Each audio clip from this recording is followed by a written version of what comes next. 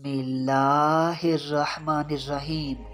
मोहतशम नाजरीन व सामीन, अस्सलामुअलैकुम वरहमतुल्लाहि वबरकातुहू।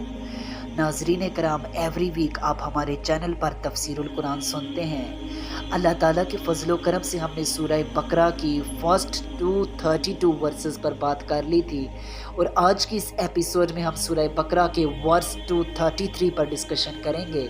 तो आइए बिना टाइम वेस्ट किए अपने इस मुनफरिद से मौजू की जानिब बढ़ते हैं। नाजरीन इकराम, जैसा कि हमने पिछली कुछ एपिसोड्स में तलाक के हवाले से बात की थी, अब जैसा कि आपको मालूम है कि जब एक औरत डाइवोर्स्ड हो जाती है, जब वो तलाक याफ्ता हो जाती है या जब वो खुला ले लेती है, तो अगर उसकी गोद में दूध पीता बच्चा पल रहा है तो जाहिर सी बात है इस सेपरेशन की सूरत में वो दूध पीता बच्चा मुश्किलात का शिकार हो जाएगा। लिहाजा शरीयत की ब्यूटी तो देखिए कि तलाक के मसाइल को का सोल्यूशन बताने के बाद, तलाक के मसाइल को बयान करने के बाद फ़ौरन जहाँ वो बच्चा जो माँ की गोद में पल रहा है उसके मुतालिक जो उसकी मुश्किलात हैं उनका सोल्यूशन अब इस आयत में बयान किया जा रहा है। तो आइए बिना टाइम वेस्ट के 233 आयत के मौजू पर डिस्कशन करते हैं। नाज़रीन कराम, जब आप सूरह बकरा की वर्स 233 पर गौर करते हैं तो अल्लाह ताला इरशाद फरमाते हैं, और माएँ अपने बच्चों को पूरे 2 साल तक दूध पिलाएं। ये हुक्म इसके लिए है जो दूध पिलाने की मुद्दत पूरी करना चाहता हो। अब आप इधर ज़रा गौर कीजिए, शरिया की ब्यूटी तो देखिए।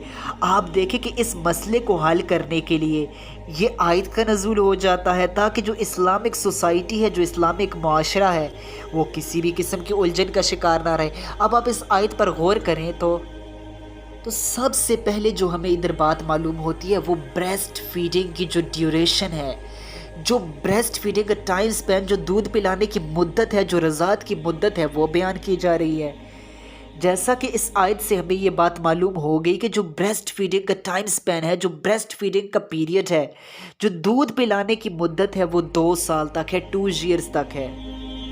इसके बाद सवाल पैदा होता है कि क्या 2 साल से कबल दूध छुड़ाया जा सकता है? जी हाँ, बिल्कुल छुड़ाया जा सकता है। अगर माँ बाप राज़ी हों तो आपस में मशवरे से 2 साल से कबल भी दूध छुड़ाया जा सकता है। जिस तरह इसी आयत में 233 वर्स में ही कहा जा रहा है, अगर वो बाहमी रजामंदी और मशवरे से दूध छुड़ाना चाहे तो इसमें उनके लिए कोई गुनाह नहीं। नाज़रीन कराम, अगर हम इस मौजू को, ब्रेस्ट फीडिंग के टॉपिक को मज़ीद अच्छे से एक्सप्लेन करें तो बजा होगा। नाज़रीन कराम, जो ब्रेस्ट फीडिंग, जो रज़ात है, आप हमेशा याद रखिए कि इसके जो फ़रीक हैं वो 3 हैं, माँ, बाप और बच्चा। लिहाजा इस्लाम में इन तीनों के मुतालिक तफसीली अहकाम दे दिए हैं जिनका मकसद ये है कि किसी पर किसी भी तरह से जुल्म व ज़्यादती ना हो। आइए हम इन को डिस्कस करते हैं। नाज़रीन करम, सबसे पहली बात याद रखिए कि जो रज़ात है, जो ब्रेस्ट फीडिंग है, वो बाप की ज़िम्मेदारी है। जैसा कि बाप ही बच्चे का सरपरस्त और वाली होता है, लिहाजा जो बच्चे की ब्रेस्ट फीडिंग, जो उसके दूध पिलाने का असल ज़िम्मेदार है, वो उसका बाप है। बाप जिससे चाहे दूध पिलवा सकता है।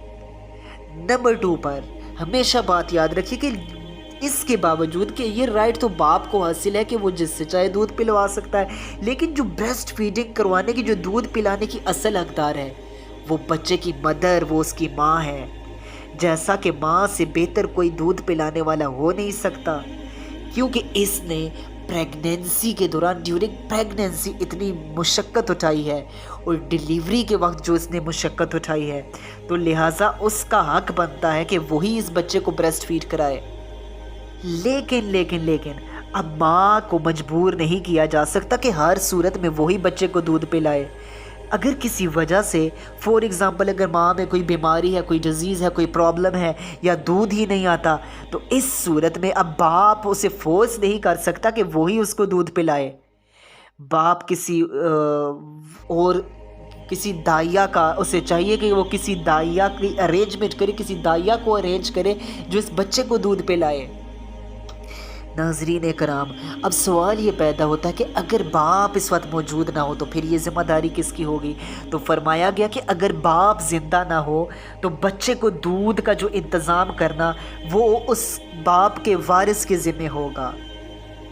नाज़रीन इकराम, इसके बाद अगर देखें तो रज़ात के मुआवज़े के हवाले से बयान किया जा रहा है, चूँकि देखें कि बच्चे की जो परवरिश का ज़िम्मेदार है वो उसका वालिद है।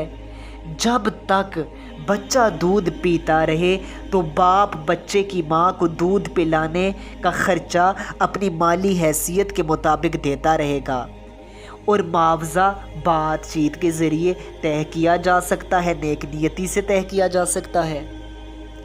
नाज़रीन इकराम, इसके बाद बच्चे की वजह से माँ और बाप दोनों को तंग करने की ममानियत की गई है। जैसा कि आप देखते हैं कि माँ बाप को ये हुक्म दिया गया कि वो रज़ात के मामले में एक दूसरे को भी तंग ना करें। फरमाया गया कि वालिद को उसके बच्चे की वजह से तकलीफ़ ना पहुँचाई जाए और ना ही उसकी वालिदा को।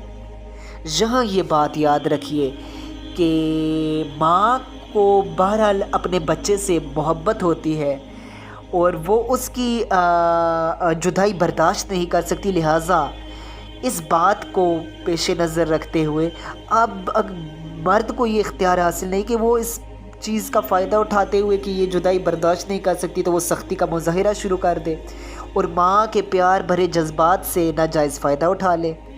और ना ही माँ को ये इजाज़त दी गई कि वो बाप की मजबूरी से फ़ायदा उठाते हुए अपने लिए ज़्यादा से ज़्यादा मुआवज़ा तलब करे। वो जितना ज़्यादा मुआवज़ा कहे कि अब मुझे इतना चाहिए, इतना चाहिए, इतना चाहिए, जो उसका शोहर, जो उसका हस्बैंड है वो अफोर्ड ही ना उतना कर सकता हो, तो इस चीज़ से मना किया गया है।